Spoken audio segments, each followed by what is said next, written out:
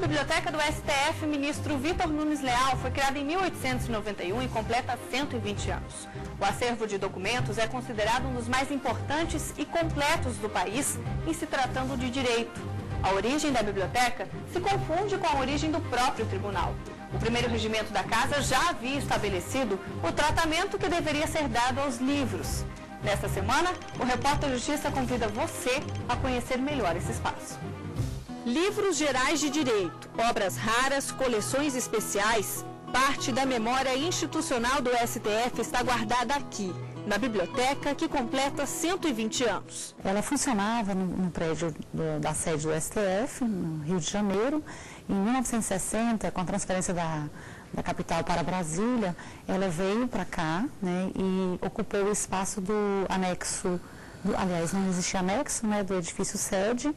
E em 2001 que ela foi transferida para cá, para o anexo 1. Nem sempre foi assim. O acervo foi sendo composto aos poucos. O primeiro catálogo contava com 3.600 obras, né? E aí o acervo foi crescendo e precisou de ter um espaço para contemplar essa quantidade. Num passeio pelo local, a coordenadora conta um pouco da história, dos processos e transformações que fizeram da Biblioteca do Supremo o que ela é hoje. A Biblioteca do STF, ela tem uma importante missão, né, que é atender às necessidades de informação dos ministros, seus assessores e servidores, no tocante a essa demanda de informação e para subsidiar, né, o desenvolvimento das atividades deles no tribunal.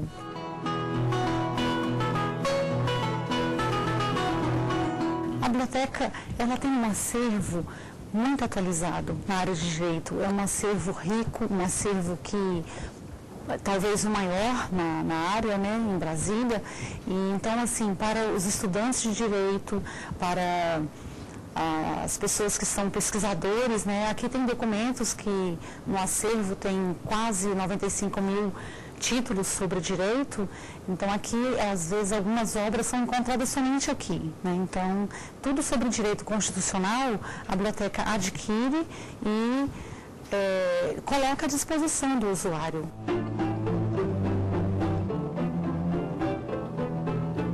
Em se tratando de direito, sim, a gente procura ter toda essa gama de informações e tudo que for possível que a gente não consiga, né, que a gente não tem, a gente vai buscando. Desde 2001, a biblioteca leva o nome do ministro Vitor Nunes Leal, quando a seção passou a funcionar no anexo 2 do STF. O ministro é considerado um dos grandes juristas brasileiros. Formado em Ciências Jurídicas e Sociais pela Faculdade Nacional de Direito da Universidade do Brasil, ajudou a elaborar o Código de Processo Civil de 1939.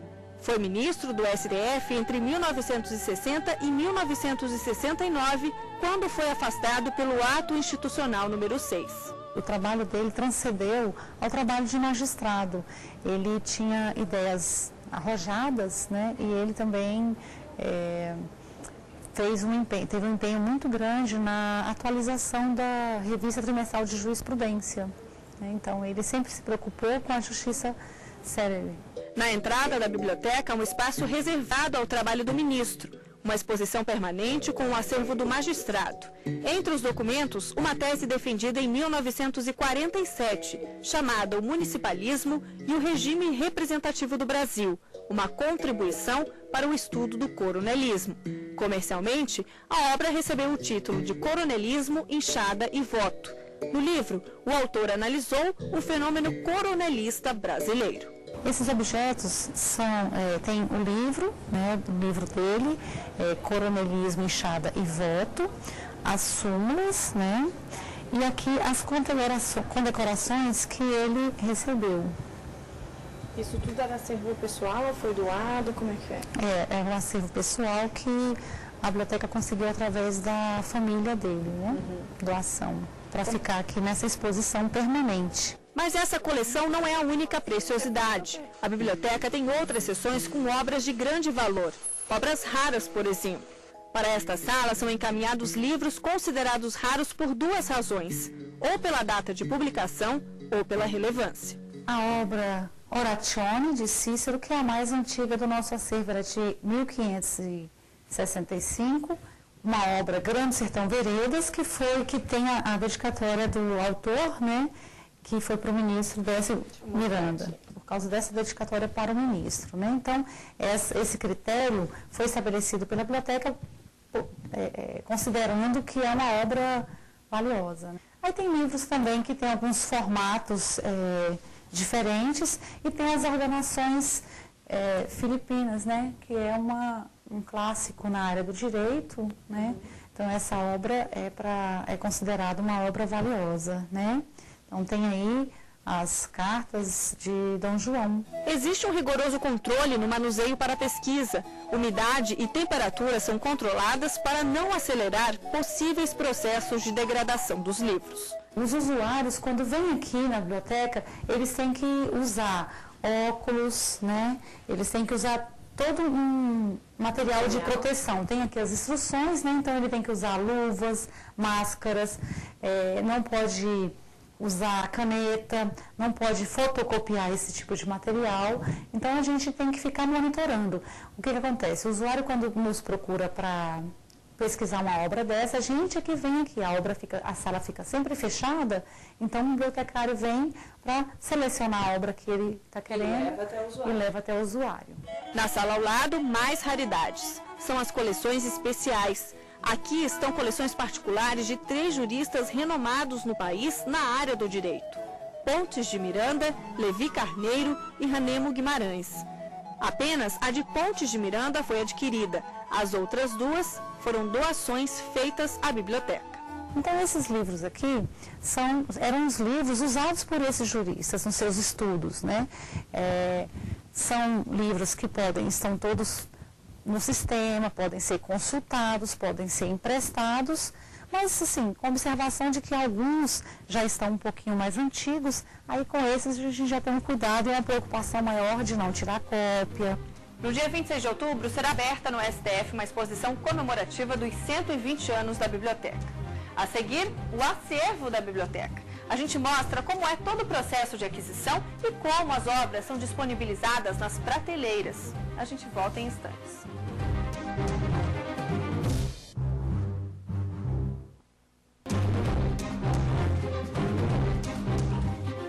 Pesquisa de livros, artigos, documentos. Em apenas um clique é possível saber o que há no acervo da Biblioteca Vitor Nunes Leal. A internet auxilia bastante quem quer tirar uma dúvida ou checar informação. E o sistema ainda permite o acesso a uma rede de bibliotecas de instituições públicas em todo o país. O ambiente é agradável e propício ao estudo. O silêncio ajuda na concentração. Qualquer pessoa pode frequentar a Biblioteca do Supremo Tribunal Federal. Em geral, são alunos do curso de Direito e aqueles que se preparam para concursos públicos. Gente que busca um acervo vasto em Direito. No local, é possível pesquisar, ler. Agora, no caso dos empréstimos, esses só são permitidos para as 1.050 pessoas cadastradas. O empréstimo domiciliar, ele é permitido somente para os servidores do Supremo Tribunal Federal. No caso do servidor, toda pessoa cadastrada no sistema, seja ela um usuário interno, que é só para servidores, ou as instituições com as quais a gente mantém convênio, eles têm um cartão de usuário. Esse cartão tem que ser apresentado no momento do empréstimo, porque é uma garantia de que o empréstimo vai ser feito para aquele usuário sem haver erro ou digitou errado o número, ou aconteceu algum inconveniente em que o empréstimo, em vez de ser para aquele usuário, fique na carga de outro usuário. Então, ele tem um cartão de usuário, ele apresenta e faz o empréstimo normal. Maria Tereza trabalha há 4 anos na seção de referência e empréstimo. Tempo em que aprendeu a lidar com cada pessoa de um jeito. Alguns já chegam, pegam os livros. Outros não têm tanta facilidade assim. Sentem dificuldade em utilizar as centrais de autoatendimento. E aí é preciso dar aquela ajudinha, ensinar o passo a passo. Primeiro digita-se www.stf.jus.br. Clica-se em consulta. Como o sistema permite o acesso a uma rede de bibliotecas de órgãos públicos, é preciso selecionar a do STF. A pessoa pode fazer uma pesquisa tanto de um determinado autor, quanto de uma obra associada a um autor, quanto de um determinado assunto. Então, ela digita nesse campo para pesquisa e lembrando que a gente faz parte da rede virtual de bibliotecas. São 15 bibliotecas integrantes e que participam dessa rede. A pessoa tem que selecionar STF, porque ela está fazendo a pesquisa neste local. Então, digita nesse campo de pesquisa, por exemplo, eu vou fazer uma pesquisa, Direito Constitucional.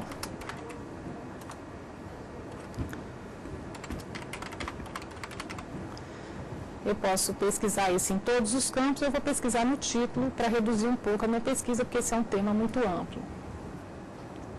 O sistema ele faz a pesquisa e recupera. Então, ele recupera o número de registros e a pessoa tem uma noção do que a Biblioteca do Supremo possui, cujo título contém o termo direito constitucional. A partir daí, é uma manipulação de base de dados em que ele vai verificar, por exemplo, são livros, artigos de revista, tem material eletrônico, inclusive. Então, essa base de dados, ela contempla todo tipo de material, porque hoje as bibliotecas não são apenas livros e revistas. A gente tem materiais eletrônicos, tem bases de dados que são textuais, inclusive. Então, as pessoas podem ter acesso a esse tipo de material. Podem ver, por exemplo, aqui sumário da obra que está disponível aqui e algumas obras elas estão inclusive em texto integral disponível aqui já nessa base de dados desde que permitido pela legislação de direitos autorais. Daí em diante a pessoa verifica o que tem interesse e seleciona o material no acervo da biblioteca, porque aí o acesso é livre, pode vir aqui, pegar material, tirar cópia, etc. Essa consulta pode ser feita de casa e chegar aqui já com tudo certinho selecionado? Sim, ela pode fazer isso de casa, que já é mais adianta o processo, né? Ela faz tudo em casa, chega aqui só para separar o material e fazer as cópias que ela tiver interesse de fazer. Okay. Isso fisicamente. O sistema permite que de outras localidades, inclusive de fora do país, o usuário tenha acesso ao acervo e solicite o material.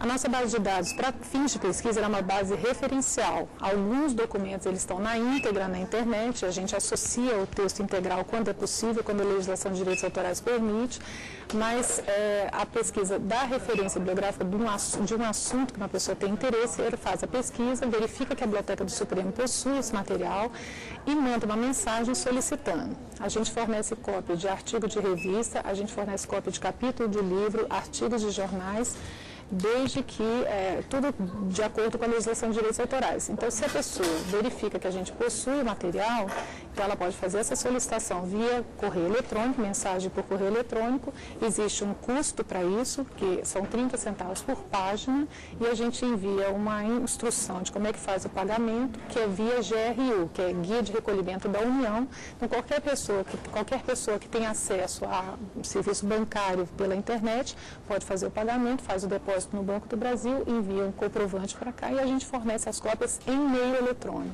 Márcia chefia a seção de pesquisa há 11 anos. 5 pessoas são responsáveis pela pesquisa solicitada pelo público interno: ministros, secretários, assessores, servidores em geral. Trabalho não falta por aqui. É para ontem. A maioria das pesquisas pesquisas históricas demandam mais tempo. Pesquisas assim, rotineiras, aí os usuários requerem com tempo determinado. Acontece do ministro estar no plenário, pedir para o assessor um determinado documento, que ele sabe que existe um artigo do autor tal, mas não sabe onde foi publicado e está esperando no plenário. E aí a gente tem que agilizar para descobrir onde que está e providenciar e enviar para o plenário ou por e-mail ou por cópia em papel mesmo. Eles procuram as fontes formais de pesquisa, livros, artigos, documentos. A internet também auxilia bastante, mas há casos em que é preciso buscar informação de outro jeito, ir atrás de bibliotecas de outros países, tentar ouvir pessoas que possam tirar a dúvida e chegar à informação correta. Eu acho que nós temos a consciência do nosso trabalho para o andamento de processo aqui no tribunal. Porque à medida que você faz a pesquisa aqui, você vê o resultado no plenário, entendeu? São questões que a gente discute aqui, que a gente procura aqui informação, que a gente repassa para o gabinete, e que de repente você vai ouvir as sessões plenárias e está lá. O que você fez está lá sendo decidido, entendeu? Então, isso é marcante. Os assuntos são diversificados e a gente acaba aprendendo muita coisa, a cada dia, com certeza. Com certeza, esse é o meu papel. Eu gosto da pesquisa e quem trabalha aqui gosta de pesquisa. É na seção de gerência e acervo que tudo começa, como, por exemplo, a compra dos livros. Nós temos uma comissão de seleção. Essa comissão se reúne semanalmente. Então, nós fazemos aqui a pesquisa, junto às editoras, também temos sugestões de usuários, mas tudo isso é avaliado pela comissão de seleção. Então, nós reunimos, funciona na coordenadoria. Mas não é só de servidores daqui da seção? Não, é da coordenadoria de biblioteca. Normalmente, assim, é a coordenadora e as chefes das outras seções. Nós participamos dessa comissão. Então, nós selecionamos o material baseado nas editoras, nos lançamentos das editoras, pedidos de gabinetes, pedidos de usuários. Então, nós concentramos esse material aqui, fazemos a seleção, apresentamos a essa comissão. E lá eles autorizam ou não, dependendo da demanda, dependendo isso, a seção de referência, ela dá um norte, né? Porque eles é que estão lidando diretamente com o usuário, então eles sabem exatamente o que o usuário está precisando. Então, baseado nisso, aí a gente autorizou, aí que vem o processo de aquisição. Assim, é baseado na demanda de usuário e também na renovação do nosso estoque, edições novas, do estoque não, do nosso acervo, né? Edições novas que a gente está sempre comprando, lançamentos dentro do escopo da atuação da biblioteca, né? A gente procura ter tudo que a biblioteca precisa relacionado ao direito. A gente procura contemplar, abranger, né? E assim, os usuários nos ajudam muito, às vezes eles dão sugestão. Então, assim, a gente está sempre precisando do apoio também das outras áreas, área de referência, não é um trabalho feito só nosso. Nós contamos com a colaboração dessas outras áreas. Assim que a obra chega, é catalogada e indexada. Ganha etiqueta e ficha para empréstimo. Além de ficar disponível nas estantes, o material é também disponibilizado para a biblioteca digital. É a seção de gerência que faz o intercâmbio com outras bibliotecas. Livros que nós recebemos doados, que não são incorporados ao nosso acervo, a gente disponibiliza para outras bibliotecas com as quais a gente mantém um intercâmbio. Eles mandam produtos para nós e nós mandamos produtos para eles. Livros, periódicos, é uma troca, digamos assim. Bibliotecas aqui em Brasília e fora também? Também, e fora de Brasília. Bibliotecas previamente cadastradas, normalmente do poder público, né? do legislativo, da administração federal, enfim. Judiciário também. Então, essas bibliotecas são previamente cadastradas e a gente faz essa troca, né, de livros. Quando a gente não absorve esses livros aqui para o nosso acervo. Às vezes os gabinetes devolvem material que está excedente lá. Então, nós já temos, aí a gente disponibiliza para intercâmbio esse material. No próximo bloco, a Biblioteca Digital do STF e os produtos que fazem parte dessa seção. Se você tem alguma sugestão para a nossa equipe, encaminhe um e-mail. O endereço é repórter.justiça@stf.jus.br. Até já!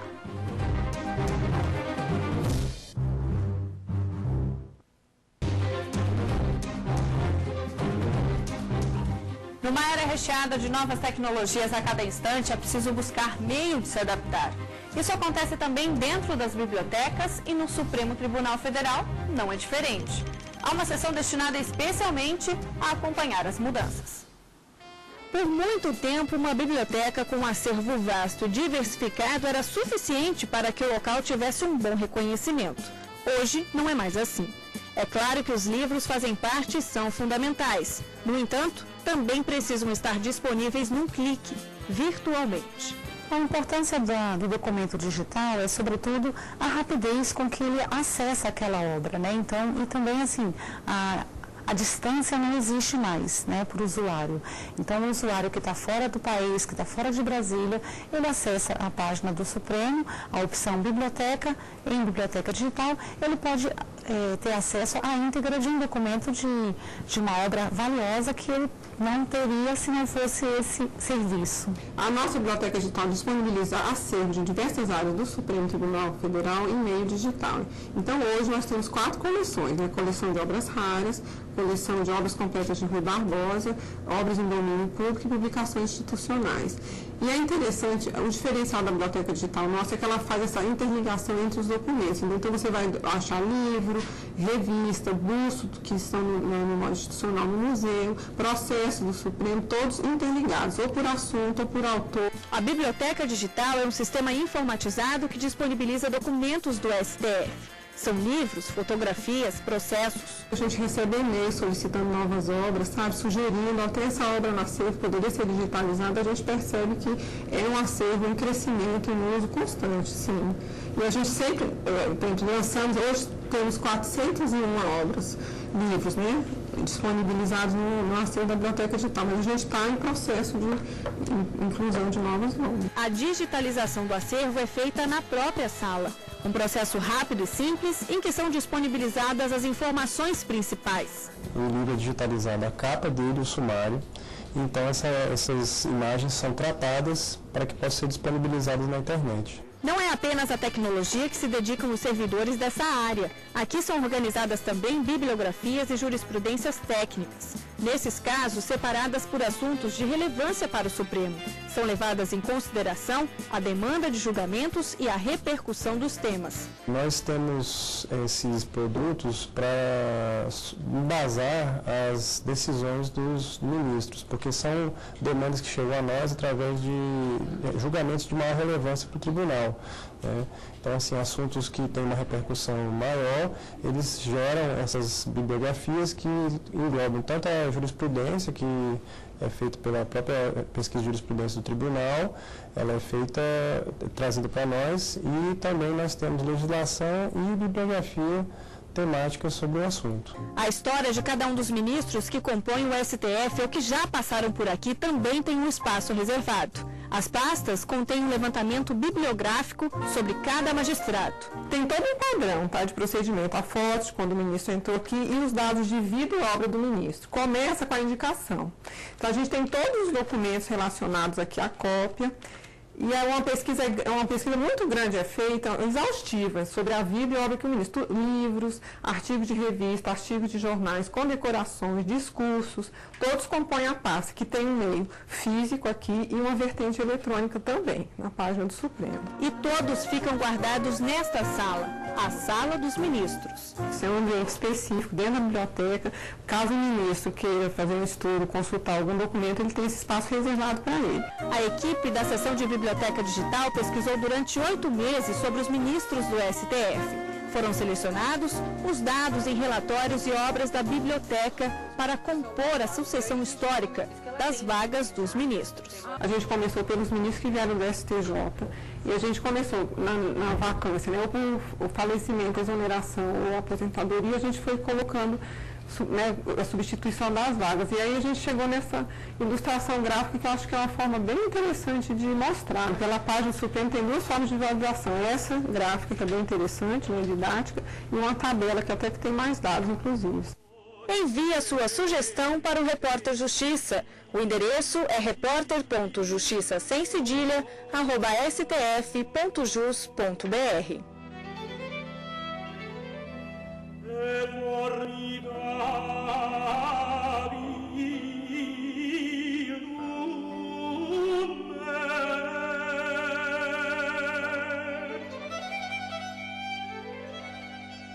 Senza